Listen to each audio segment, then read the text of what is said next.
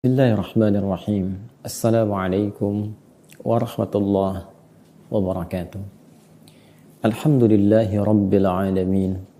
Wassalatu wassalamu ala rasulillahil karim Sayyidina Muhammadin wa ala alihi wa sahbihi wa dhurriyyatihi wa ummatihi ila yaumiddin wa ba'd. Faya ahbaballahi wa ahbab rasulihi sallallahu alaihi wasallam, أوصي نفسي وإياكم بتقوى الله فقد فاز المتقون فلا تموتن إلا وأنتم مسلمون. فقال تعالى: يا أيها الذين آمنوا اتقوا الله حق تقاته ولا تموتن إلا وأنتم مسلمون. الله أكبر الله أكبر الله أكبر ولله الحمد. Saudara-saudariku umat Islam dimanapun Anda berada, bersyukur pada Allah Subhanahu wa Ta'ala bahwa di antara sekian hamba Allah yang berkehidupan sampai dengan detik ini, kita masih dianugerahi oleh Allah Subhanahu wa Ta'ala untuk mendapatkan nikmat beriman kepada Allah dan membuktikan iman itu dengan meningkatkan amal soleh kita kepada Allah Subhanahu wa Ta'ala. Dari sekian amal soleh perjalanan waktu yang kita titi mengantarkan kita pada tanggal 10 Dzulhijjah tahun 1442 Hijrah dalam nuansa Idul Adha pada kesempatan kali ini.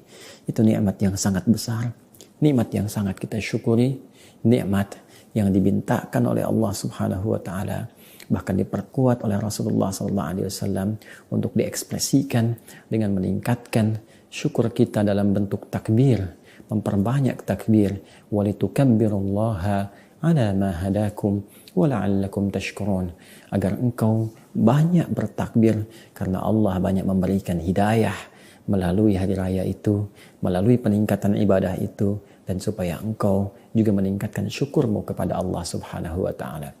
Sekalipun ayat ini diturunkan untuk menggambarkan mensyukuri nikmat setelah kita mendapati Ramadan, tapi maknanya terdapat keluasan dari lafaz yang disampaikan. Dalam ilmu asbabun nuzul disampaikan al-ibaratu bi'umumil lafzi la bi khususis sababi. Ibrah, hukum, hikmah itu diambil dari keumuman maknanya yang terdapat dalam lafaz itu, tidak harus dikhususkan pada khususnya sebab ayat itu diturunkan.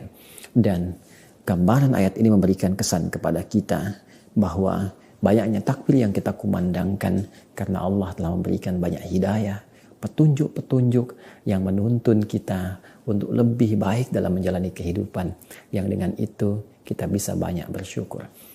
Di antara petunjuk Allah yang Allah berikan kepada kita melalui momentum Idul Adha ini, sehingga kita bisa belajar dari petunjuk itu untuk menata kehidupan, dan dengan tataan itu kita menyadari betapa besar kasih Allah kepada kita semua, betapa besar perhatian Allah yang menginginkan kita punya kehidupan yang lebih baik, punya kehidupan yang nyaman, bahagia, sehingga dengan kesadaran itu kita meningkat syukur kita kepada Allah Subhanahu wa Ta'ala. Saudaraku, saudariku, petunjuk ini terdapat dalam kehidupan Nabi Ibrahim alaihissalam yang dilestarikan dalam syariat Nabi Muhammad SAW hingga kini. Yang pertama, Allah yang memberikan gambaran kepada kita bahwa orang-orang yang bahagia, orang-orang yang tenang hidupnya, matang, bahkan sukses dalam kehidupan, yaitu orang-orang yang mampu mendekat pada sumber kebahagiaan, yang mampu dekat dengan sumber kesuksesan, yang mampu dekat dengan sumber ketenangan. Bukankah saat Anda dekat dengan pimpinan Anda menjadi mudah tugas Anda? Bukankah saat Anda dekat dengan orang-orang yang punya kedudukan, orang-orang yang punya harta, bukankah semakin mudah akses kehidupan Anda raih?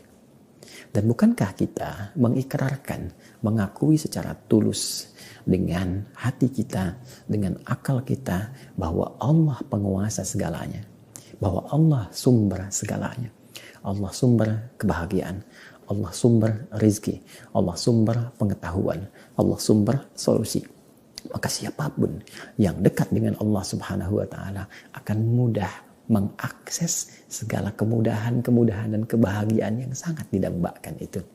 Saudara-saudariku, Allah memberi jalan di 9 hari pertama sampai hari ke-10 bulan Dzulhijjah ini, diberikan kepada kita jalan untuk mendekat kepada Allah Subhanahu wa taala lewat turunan-turunan yang ibadah.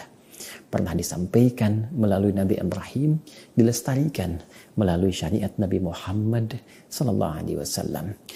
Syariat ini ada dalam bentuk peningkatan ibadah ritual, misalnya dengan cara kita meningkatkan sholat.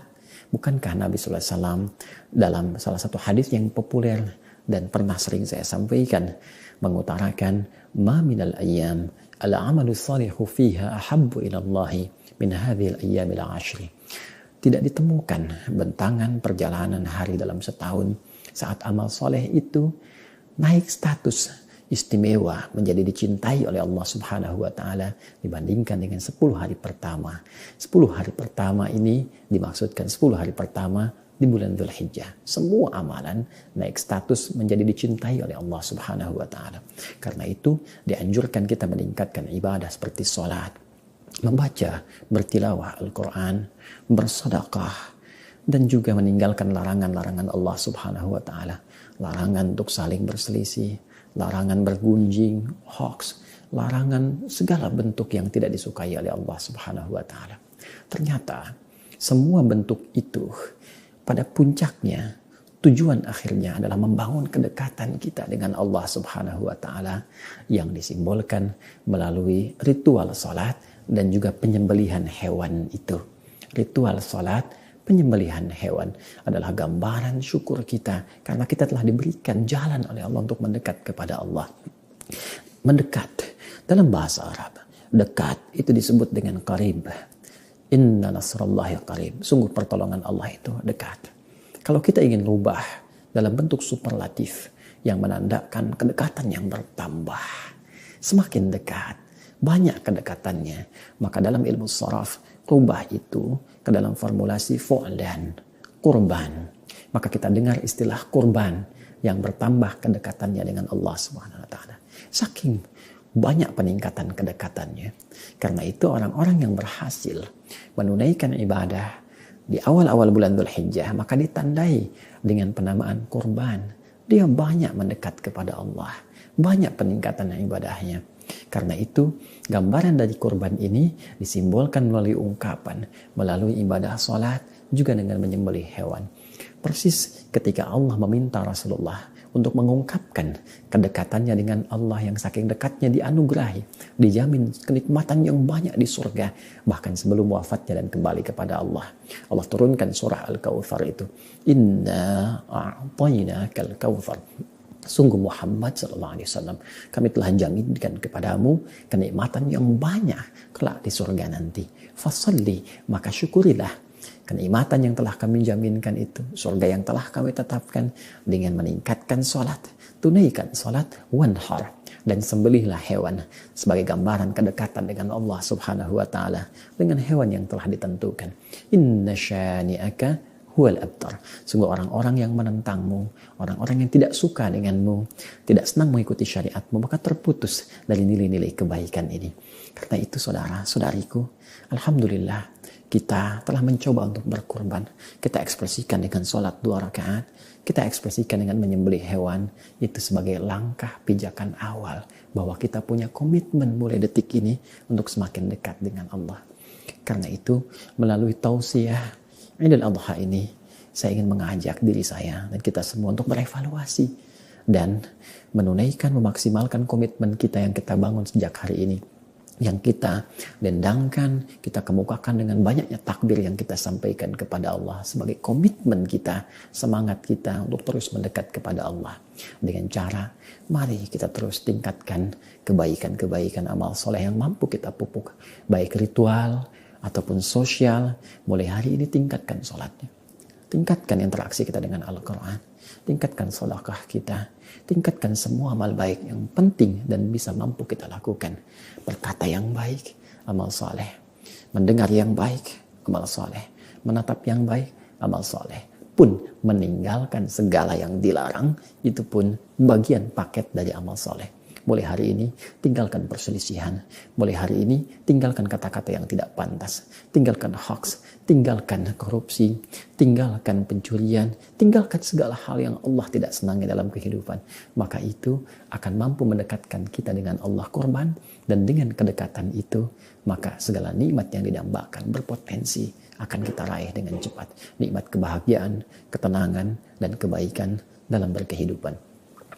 Saudara-saudariku, tidak ada satu kesuksesan yang mudah untuk didapatkan. Tidak semudah membalikan telapak tangan. Semua harus punya tantangannya tersendiri. Semua ada jalannya. Bukankah Anda ingin menempuh perjalanan pun kadang-kadang berliku, kadang-kadang ada lubang, kadang-kadang ada genangan yang harus Anda lalui? Karena itulah dalam langkah berkorban, mendekat kepada Allah, Allah memberikan satu gambaran melalui perjuangan Nabi Ibrahim alaihissalam misalnya. Ketika Allah sampaikan sebagai isyarat kepada kita di Quran surah kedua Al-Baqarah di ayat 124 itu. Wa idh ibtala Ibrahim rabbuhu bikalimatin fa'atammahun. Dan ingatlah, pelajarilah, pahamilah, kita diminta oleh Allah mengingat ya bahwa untuk sukses itu ingat ini. Ingat, para nabi dulu pun ketika mereka sukses menjadi Khalilullah, orang yang sangat dikasihi oleh Allah, Habibullah, orang yang sangat dicintai oleh Allah Subhanahu wa taala. Apakah semudah itu dikasihi, dicintai Allah? Tidak. Wa idh ibtala Ibrahim.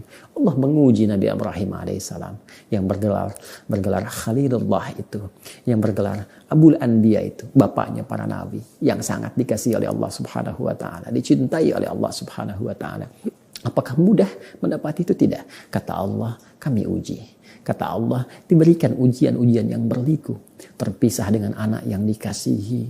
Harus diuji dengan menyembelih anaknya. Walaupun kemudian sukses semua itu diganti oleh Allah dengan hewan sembelihan yang diteruskan syariatnya sampai kepada kita. Tapi ujian itu tidak sirna. Ada ujian di rumah tangga. Ada ujian secara sosial. Ada ujian dalam berkehidupan. Singkatnya, semua kesuksesan mesti dititi lewat jalan. Dan semua jalan itu ditempa untuk semakin menguatkan diri kita. Sehingga mampu mencapai kesuksesan-kesuksesan baru yang lebih besar di masa depan. Bukankah anak SD kalau ingin masuk SMP harus melewati ujian dulu? Bukankah SMP masuk SMA harus melewati ujian dulu? Demikian seterusnya. Semua orang sukses melewati ujian-ujian yang menempa diri sehingga menjadi lebih baik lagi. Saya kira dalam kesempatan kali ini, kita pun banyak diuji. Dengan situasi pandemi, ada ujian di pekerjaan, ujian di rumah tangga, ujian dalam kehidupan sosial, ujian dalam kehidupan berbangsa, bernegara. Semakin banyak ujian, maka semakin tampak tantangan di hadapan kita. Bahwa kita ini diharapkan, bahkan dimintakan oleh Allah Subhanahu wa Ta'ala menjadi lebih hebat, lebih kuat, lebih besar untuk ke depan. Karena tidak ada orang hebat yang diuji dengan ujian kecil. Tidak ada orang-orang besar yang diuji dengan sesuatu yang kecil. Maka saya berharap kita semua bisa saling bersinergi. Kita bersatu mengatasi ujian-ujian kehidupan yang tengah kita hadapi saat ini. Khususnya menghadapi ujian pandemi COVID-19 ini. Jangan takut dengan rizki. Karena Allah telah menjamin rizki kita sepanjang kita berkehidupan. Tinggal kekuatan, ikhtiar kita untuk mendapati itu. Kita saling bersinergi, saling tolong-menolong, saling berikhtiar. Sehingga dengan itu kemudahan bisa diraih. Saudara-saudariku, jangan takut dengan segala yang telah Allah tetapkan. Sepanjang kita mau mengikuti tuntunan Allah untuk menyelesaikan itu. Terkadang ujian menjadi sulit. Bukan karena kesulitan ujiannya. Tapi karena menjauhnya kita dari jalan yang telah Allah tunjukkan. Karena kita tidak tergerak untuk menggali petunjuk-petunjuk Allah untuk mendapatkan solusi dalam mengatasi ujian-ujian itu. Maka saya mengajak, mari bertobat. Mari bertobat. Mari bertobat. Mari kembali kepada Allah Subhanahu wa Ta'ala. Mari kita ikuti petunjuk-petunjuk itu untuk mengentaskan segala hal yang kita hadapi, yang dengan itu kita bisa mendapatkan segala kebahagiaan yang kita nantikan. Semoga bermanfaat, semoga menumbuhkan kedekatan kita dengan Allah, dan semoga segala kebahagiaan, segala kenikmatan, segala ketenangan yang kita dambakan, Allah segerakan untuk kita raih. Dengan ini saya mengucapkan taqabbalallahu minna wa minkum wa kullu amin wa antum bi khair. Selamat mendapati Idul Adha di tahun ini. Semoga semakin dekat dengan Allah. Semoga diterima amal ibadah kita. Semoga dijaga setiap tahun dalam kebaikan. Pun demikian, saya menyampaikan permohonan maaf. Saya mengakui seorang insan yang banyak khilaf. Barangkali dalam sekian tausiah, sikap, sifat, selama ini saya berinteraksi baik di media sosial ataupun dalam berkehidupan langsung, tentunya akan ditemukan banyak kekurangan yang menunjukkan bahwa saya memang manusia. Karena itu dengan segala kerendahan hati saya memohon maaf dan juga mewakili keluarga, baik keluarga kecil kami ataupun keluarga besar di Quantum Akhir Institute, menyampaikan permohonan maaf yang sebesar-besarnya. Semoga Anda mampu memaafkan sebagaimana Allah pun memiliki sifat maaf, maha mengampuni, dan mudah-mudahan dengan semua kelapangan yang kita dapatkan, Allah berkenan mengampulkan dan Allah berkenan mengumpulkan kita kembali di akhirat kelak bersama Rasulullah sallallahu alaihi wasallam dalam surganya yang terindah. Allahumma taqabbal minna ya Allah, innaka antas sami'ul alim wa tub alaina innaka antat tawwabur rahim. Rabbana atina fid dunya hasanah wa fil akhirati hasanah wa qina adzaban nar. Bifadlika subhana rabbika rabbil izzati amma yasifun. Wassalamun alal mursalin wa akhiru da'wana subhanakallahumma wa bihamdika asyhadu an la ilaha illa anta astaghfiruka wa natubu ilaik. Walhamdulillahi rabbil alamin. Assalamualaikum warahmatullahi wabarakatuh.